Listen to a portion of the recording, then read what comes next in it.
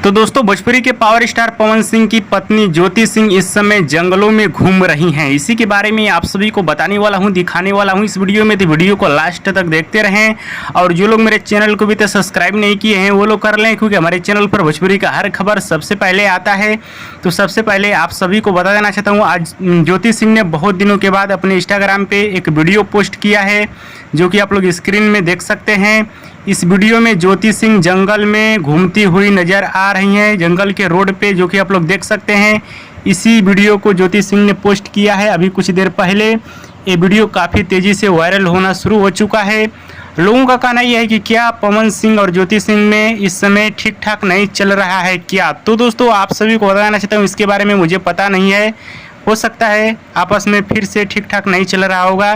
देखिए क्या मैटर है मुझे पता नहीं, बट ज्योति सिंह ने इस वीडियो को शेयर किया है, जो कि आप लोग देख सकते हैं, और इमोशनल गाना सेट किया है। इस वीडियो को शेयर करके इस वीडियो के बारे में आप सभी का क्या कहना है नीचे कमेंट बॉक्स में जरूर बताइएगा।